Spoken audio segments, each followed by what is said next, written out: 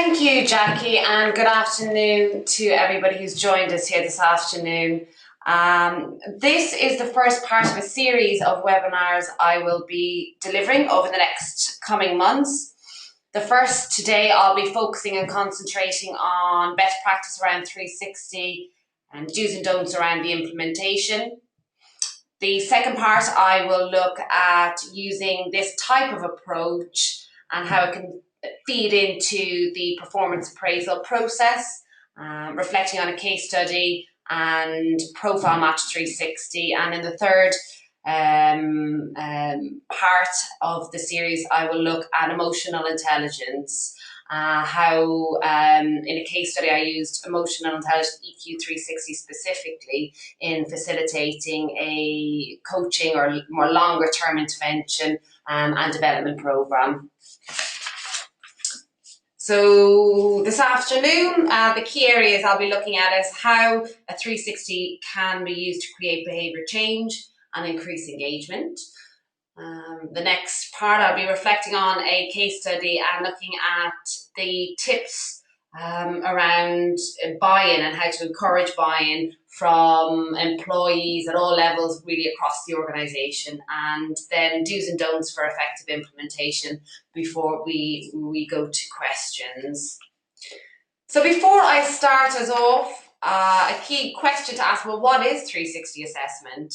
In a nutshell, in a 360 assessment, an individual's self-ratings are compared to the behavioural ratings of others that they interact with at work.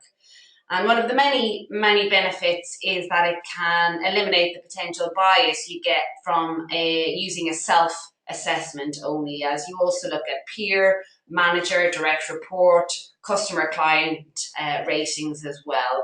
What we believe we are good at might not be how that outward behaviour comes across to other people.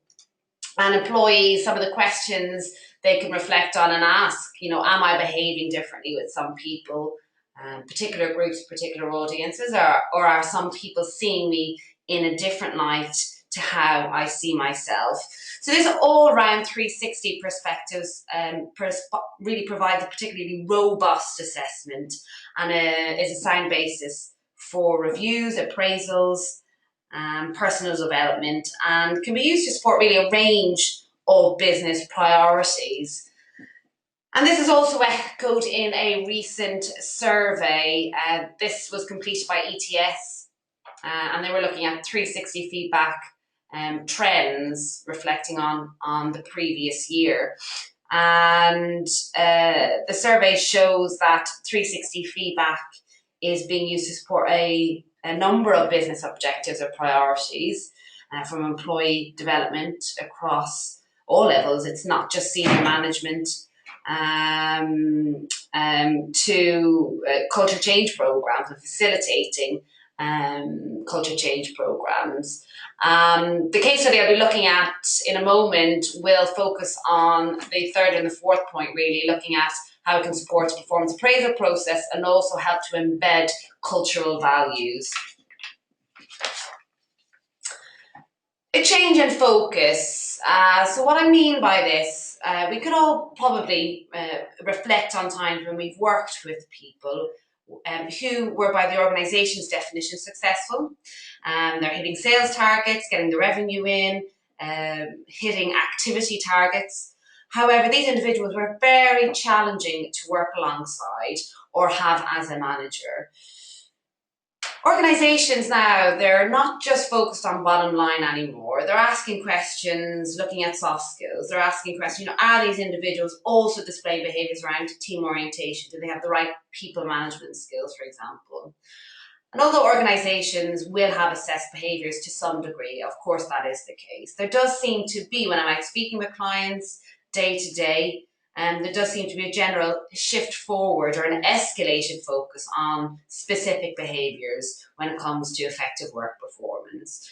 Are they able to build relationships with people internally, externally? Are they team orientated, or are they focused purely on their own agenda?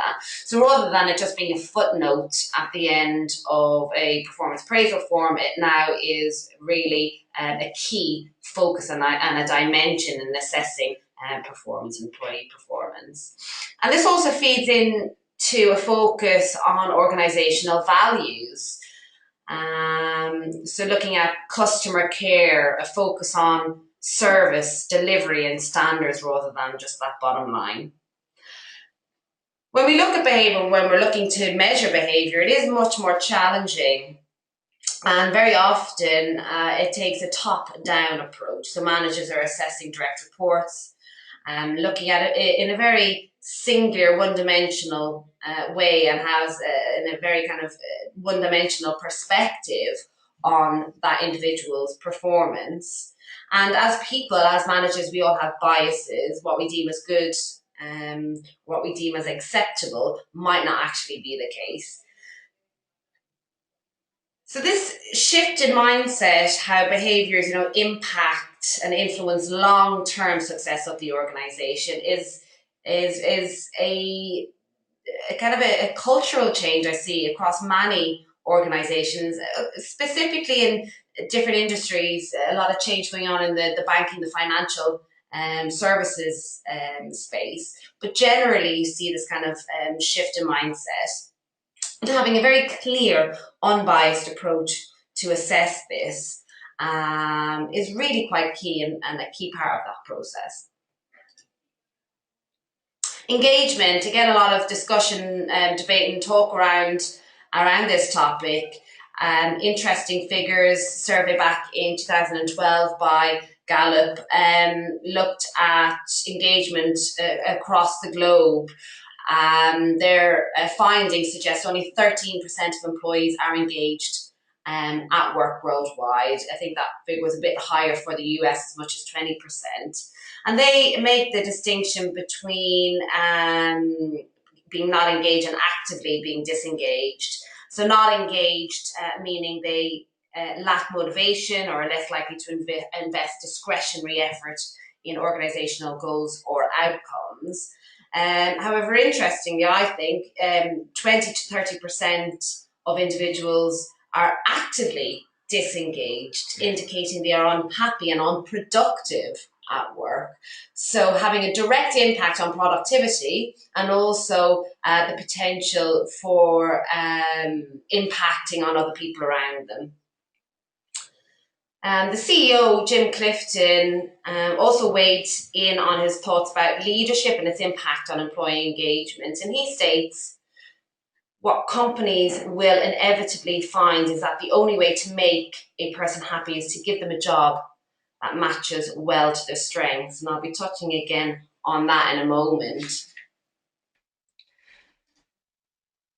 So, looking at both of these concepts in tandem, and they do work in tandem. Now, I'm not a nerd, we have the time, I understand, and we can completely appreciate if it is that you're looking at behaviour change and looking at engagement.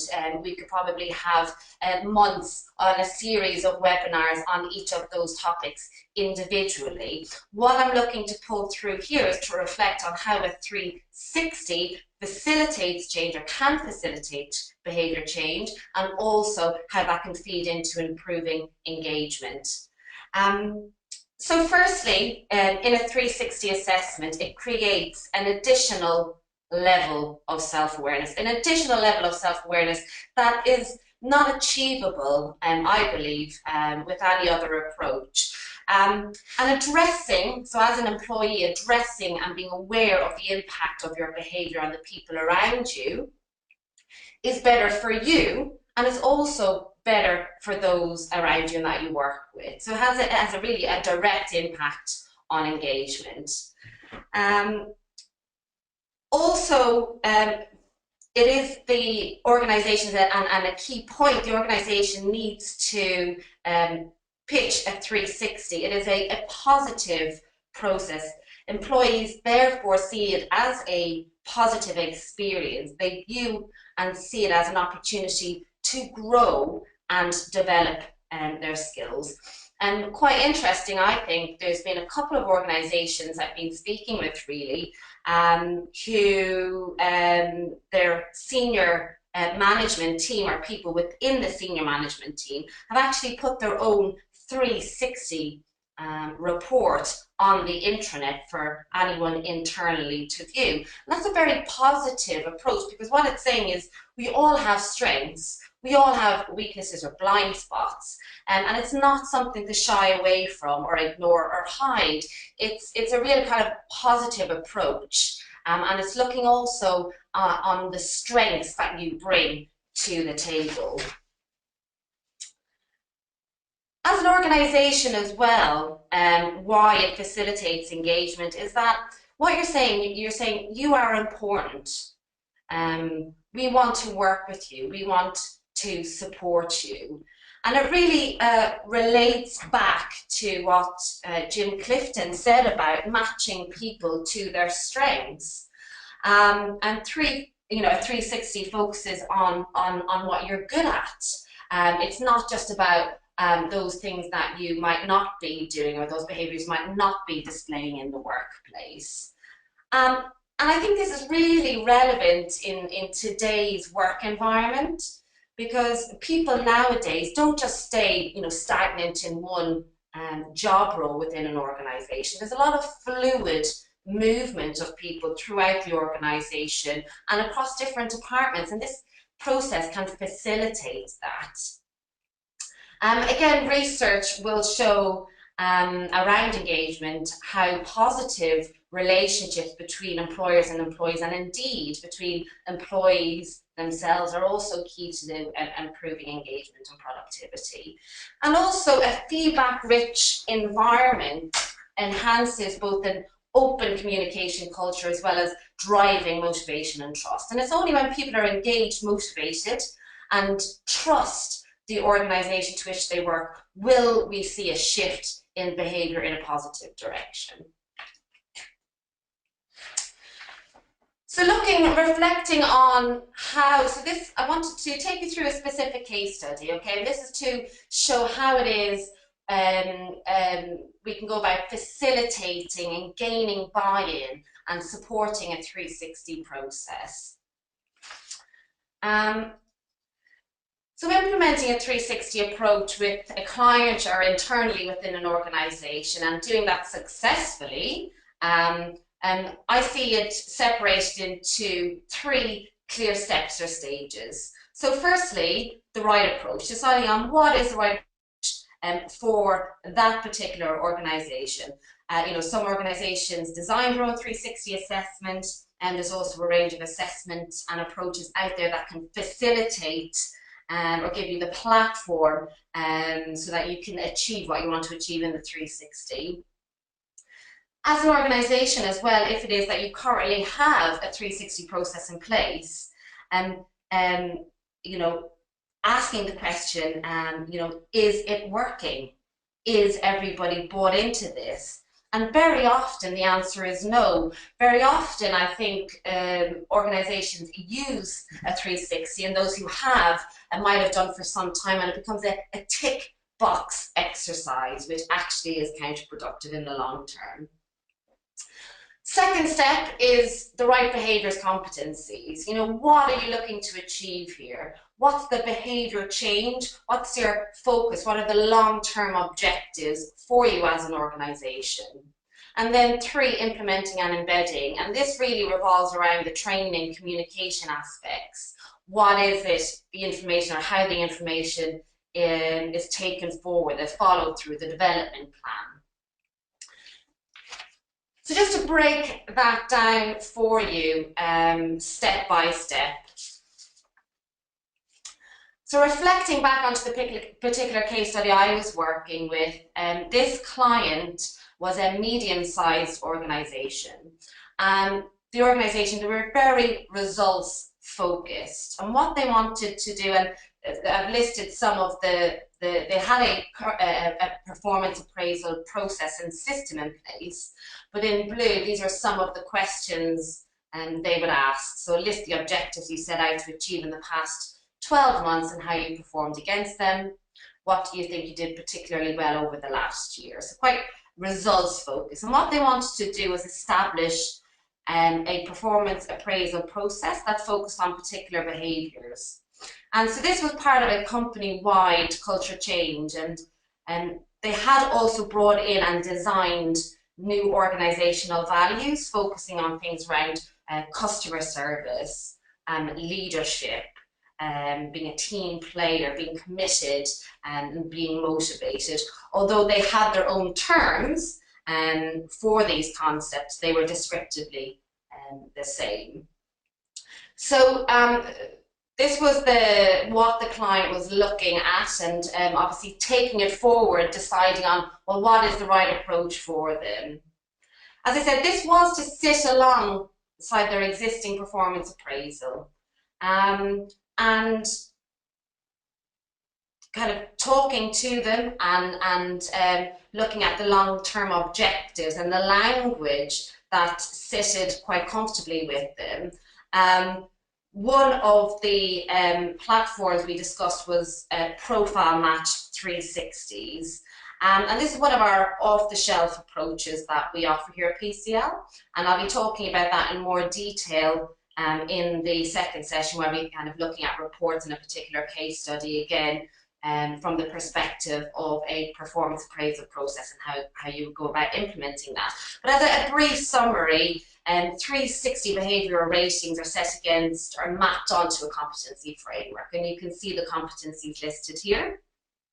So why discuss that with the client? Why did the client then take that forward? A couple of reasons, including considerations around budget.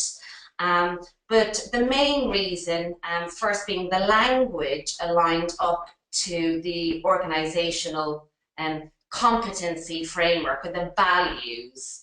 You can see there's 28 here they can choose from. So this fitted really quite nicely, as I said, to the competency framework that existed. And so there was common competencies that they or values around customer focus, commitment, that would align up and be relevant across the whole of the organisation. And the system also gave enough flexibility to focus in on particular behaviours that they wanted to assess, depending on seniority, job role, department, etc. Also, this system, it's a small HR function, and also the system therefore allowed them to project manage the whole 360 process via this one platform and system and portal. So they could set up the assessment from here, tailor which competencies they wanted to assess against, send repeat emails and follow up and chasing emails, and generate reports, etc. from there. So that's one of the reasons we kind of, for them, for this particular client, Profile Match 360 was the right option. So then looking at the next step, so the right competency. So what are we looking at assessing? The key to buy-in for any new process that you're trying to instill within an organisation is get people involved. It seemed quite simple and straightforward, but really makes the process so much easier from the transition when you get buy-in and for it to being successful and right through to when it goes live. And also that who else knows the job role best than those who are doing the job day to day. As well, jobs are very dynamic today. They change, and you see them very often, job roles changing year to year. So it's really important to reflect back on, okay, well, look, what does this job look like today? What are the really relevant competencies that we want to assess against? So what I looked to do with this client, we set up a job analysis survey, which was sent out to a range of employees within that organisation. This was done on an ad hoc basis. And we asked them some of the ratings or behaviours you can see at the end. So support and mentor others in the workplace is a divergent thinker who opens up new possibilities. Looking at a range of concepts and behaviours, we asked them to rate whether they found whether they would suggest that this is really significant and will considerably improve performance, or whether it was not significant for this role. So that was kind of stage one. At the same time, I also reviewed job descriptions across the different levels and different departments within the organisation, and identified what I believed to be the top competencies. Thereafter, a meeting was set up with the client to discuss what came out in the job analysis and also my thoughts, which in itself created really good conversation and debate. And agreement therefore then was finalised on what competencies were going to be looked at and assessed for the different levels, etc., etc. So very briefly, because of time, we've looked at, okay, well, what's the right process? We've looked at, okay, which competencies are relevant? And the next point was the implementation process. So what was agreed was I would be running a half-day training session for all of the management team. Really, the focus here, and this was done outside of their offices, because what we were looking to do was really have open and honest debate around, the fundamentals and the benefits of assessing behaviour. Now, some interesting dialogue that came through from some of the sessions, people who are used to a 360 process and this type of approach, why would I worry what my direct reports think of me?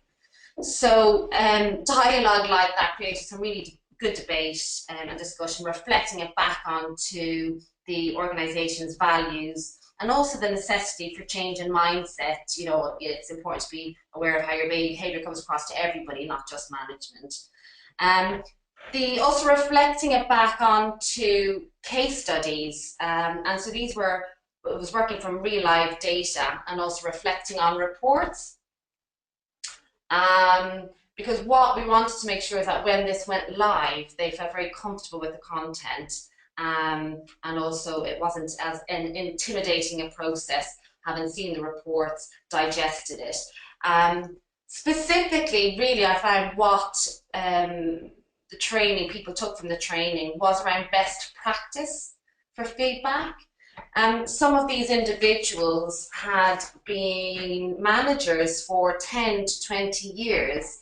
However, it's a very different feedback session when you're sitting back and you're purely looking at it from a results perspective, and when you're also then looking at it from a behavioural perspective and that objective. So best practice around that, the language that they should use, open-ended question that facilitated feedback, focusing on strengths as well as blind spots, and also how to build an effective development plan and taking that forward. So just to finish up before we reach out for questions is the do's and don'ts around effective implementation, some of which I've touched on already. Communication, it seems so obvious, but it's absolutely paramount. Whenever it is I'm out with clients, speaking with clients, that is one of the key areas that let them down in running or delivering or having a 360 go live effectively or be successful. Also, it's about making it relevant. Well, why are we doing this? What is the process? It's a long process. 360s take time. And so if it's taking time, people need to be bought in, and reflecting it back onto the wider organisational objectives and values is really key as well. Get the contribution from people, whether that is with project champions, which can facilitate communication of the message, or getting them involved in the job analysis side of things. Training again is key, and also giving plenty of time before implementation and rollout. Lastly, we have the don'ts. I think when organisations, and this is again from feedback from people who've experienced 360s, because they have a 360 process now in place, they don't need to give any feedback outside of that. This doesn't take away from the usual performance management throughout the year. Also taking it forward, some interesting figures again from a survey is that 30% of those surveyed, and that was reflecting back on the 360 trends, stated that there was no formal follow-up after the process. This is obviously very disappointing to hear, because it's a lengthy process, and obviously follow through is key.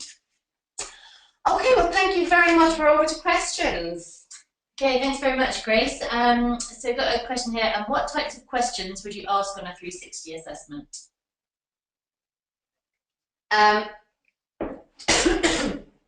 Reflecting it back into particular behaviours. Now that seems quite general, so there's no real standard questions to ask.